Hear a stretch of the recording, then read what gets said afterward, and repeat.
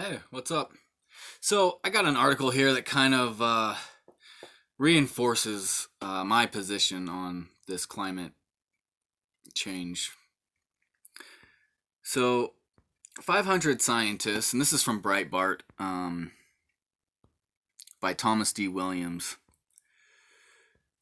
Basically, 500 scientists write UN, there is no climate emergency.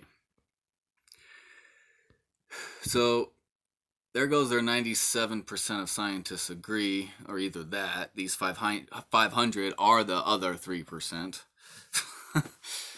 More than 500 scientists and professionals in climate and related fields have sent a European climate declaration to the Secretary General of the United Nations asking for a long overdue, high level, open debate on climate change. I agree. You're going to sit there and lecture us from the UN about what we need to do, and yet I have not heard any evidence. I haven't seen any evidence.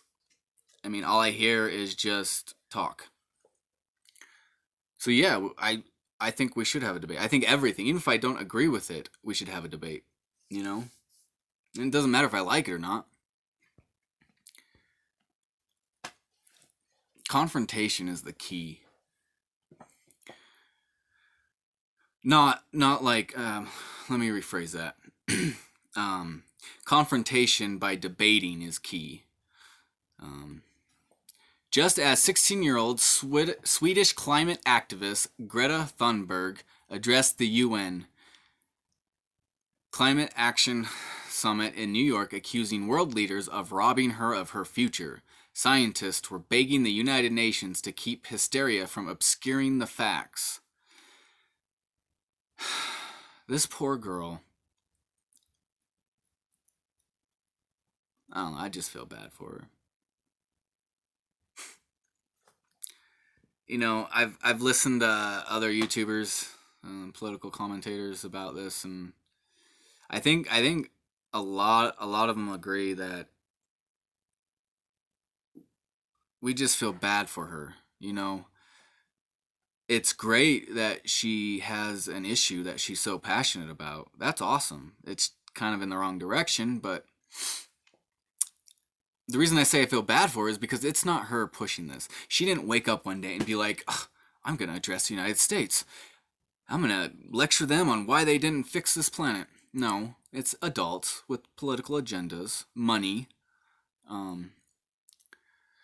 So climate science should be less political, while climate policies should be more scientific. I agree, the declaration states. Scientists should openly address the uncertainties and exaggerations in their predictions of global warming, while politicians should dispassionately count the real benefits as well as the imagined cost of adaptation to global warming and the real cost as well as the imagined benefits of mitigation. I totally agree. Another thing is we need to stop. Not only should we say, what we're doing wrong to the climate, but what about the benefits? I mean, the last that I know is that the Earth is greener than it's ever been.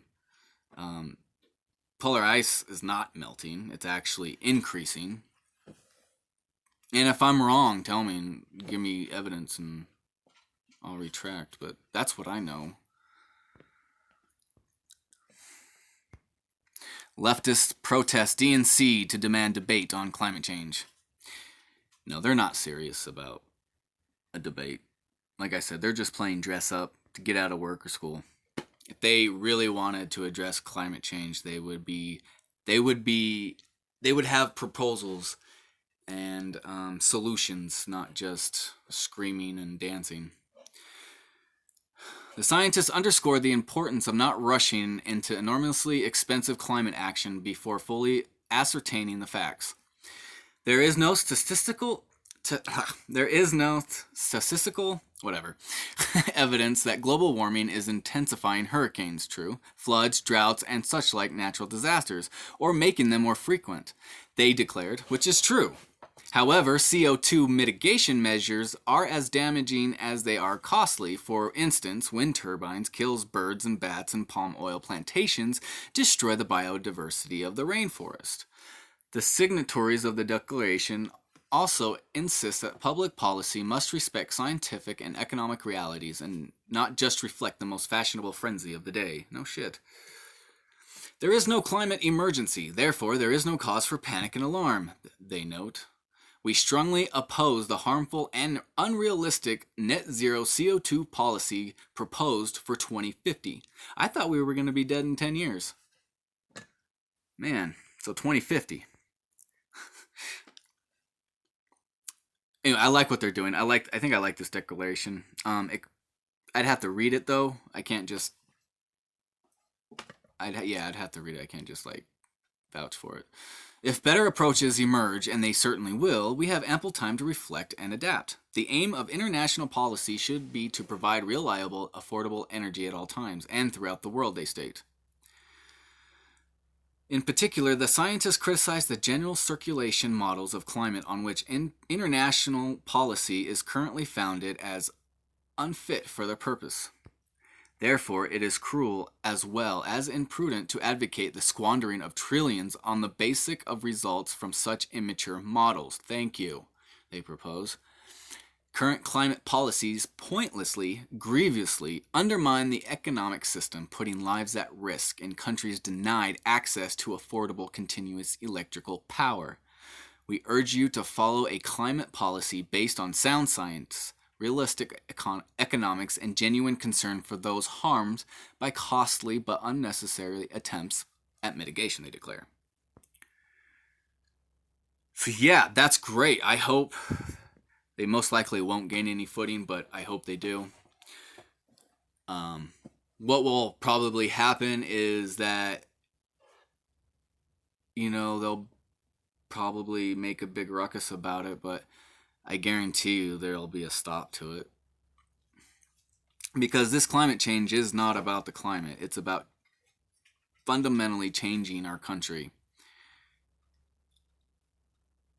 And I'm totally against that.